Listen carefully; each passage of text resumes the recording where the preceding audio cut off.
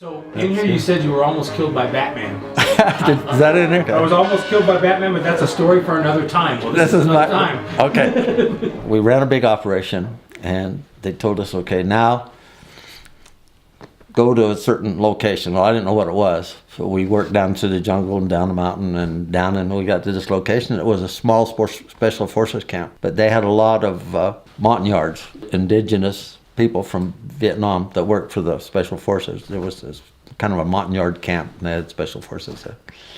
And we went in, they said, okay, take your platoon and put them over here, kick back and eat your sea rations or whatever you want to do, kind of a thing, you know. Everybody was just exhausted. The whole platoon was just completely wiped out. We couldn't have gone in much more days anyway. So we all laid out for the night. And I just couldn't sleep. I was just wired. You know, I couldn't relax. And so I was just laying there on the ground, and I heard da-da-da-da-da-da-da, you know, the Batman thing.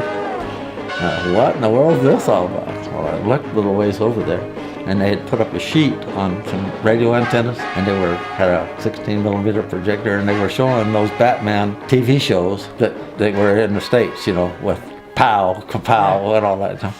I said, I can go over there and watch that, and I'll unwind, and I'll come back and go to bed. You know, it's just pitch dark. It started, and I started walking over there. Next thing I know, my feet went out of my head.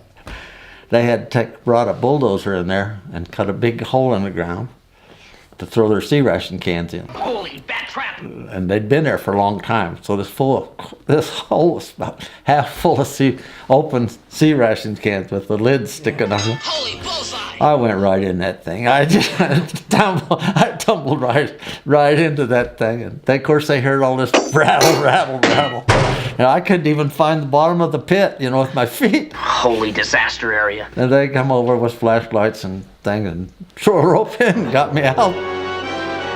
Oh, the special forces captain, he said, oh, I feel so bad we didn't put a barrier around it or something, but everybody knew where it was until you guys came in, you know. So I went over to the aid station. I must have had 15, 20 cuts on me. And the medics gave me a tetanus shot, and somebody gave me a uniform and sent me back. So that's what I tell my family. I was almost killed by Batman one night.